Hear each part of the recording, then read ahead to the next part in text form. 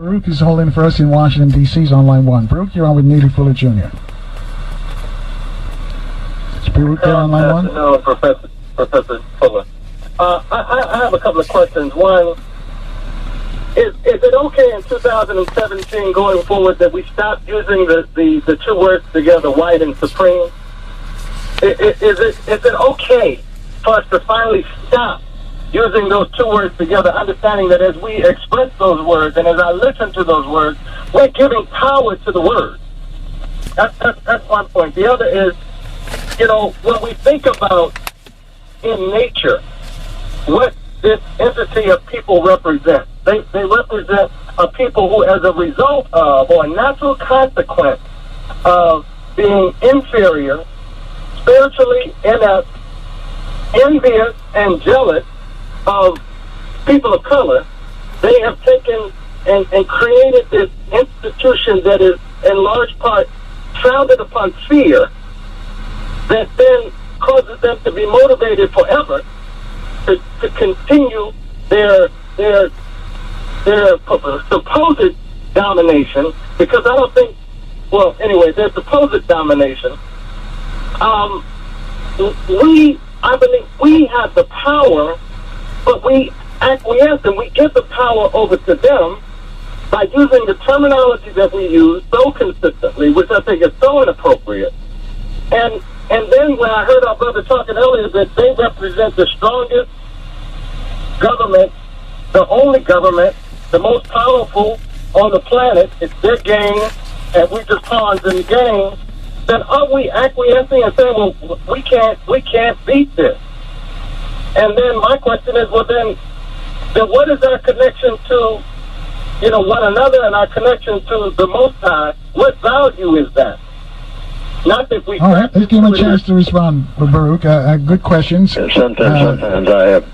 Go ahead. Sometimes I have difficulty understanding the question. Now, that's my fault. I really, sometimes, I have difficulty understanding the questions that people ask me. I'm probably one of the few people that goes on the radio who has that kind of difficulty. And that's probably my fault, because I'm supposed to have understanding of what a person is saying if they're saying something.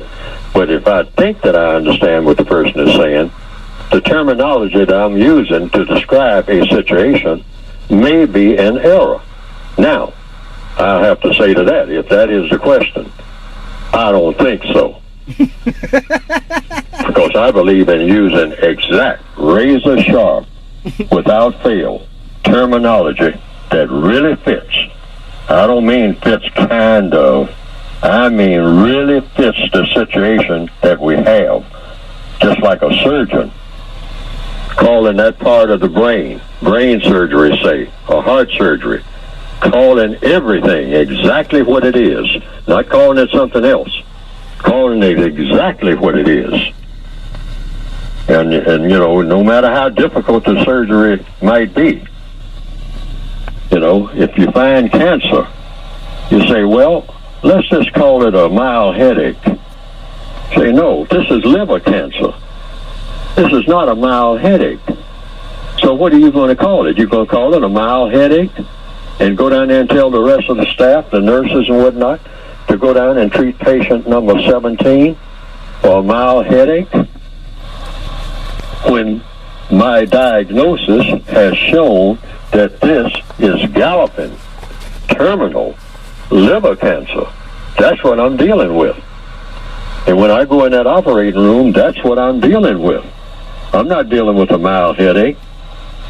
White supremacy sends that kind of message. That's why they are still supreme, because people keep calling it something else. I've heard it called, like one word that is used in the early part of this program, bigotry. It doesn't tell me anything. But if somebody says white supremacy, I got one question. Is that true or false? Are people who are classify themselves as white and believe in, because they're white, dominating and mistreating people of color, do they actually do this are they actually supreme? And when they, even if they say they are acting like they're supreme, do the victims of them act like they're supreme? These are questions. And when you examine the facts, when you examine if you're a person that really seeks truth and don't cut no corners, don't try to get feeling good, because many people, when they're told that they have cancer, what they want to do is be told something else. Why? Why do you want to be told something else when you're told that you have cancer? It's because you want to feel good. That's why.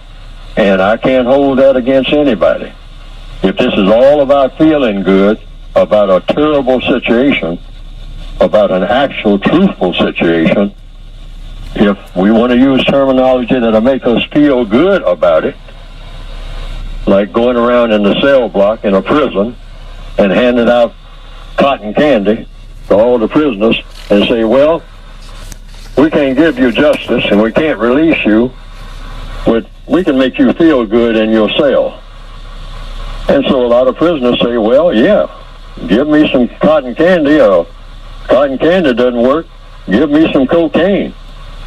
And don't ever let me out of here, because I'll imagine that I'm already out if I get enough coke. Because that's probably what I'll do when I get out. So, the white supremacists say, that's my kind of boy. That's the kind of people I like. They make excellent slaves forever, because they want to feel good. There's a scene in the movie, Saving Private Ryan. I looked at it about 3 times in a row recently. And there's a sniper that's in that unit with a captain. And they're fixing to hit a German position that has to do with World War II. And the captain, played by the actor Tom Hanks, said, you know, he's talking about, we got to hit this position up here. It's not really a part of our direct mission, but it's a part of our overall mission.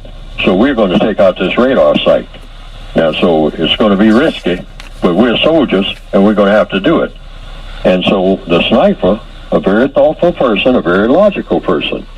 See, I'm not disparaging any scenario that anybody brings up. I want to say that, because these are excellent scenarios. Why not do this? Why not do that? Why not change the language? All like that. Well, I've been changing the language, but I'm not going to change the language in such a way that I get away from the truth. Now, this sniper said, he said, Captain, I don't feel good about this. This looks like this is real risky. And the captain said, when is the last time you felt good about anything? Implying, you came through the Battle of the Bulge. You're going to have to fight your way all the way across France, and then all the way across Belgium, and then into Germany. And your chances of coming out of this alive are very slim, being in a Ranger battalion behind enemy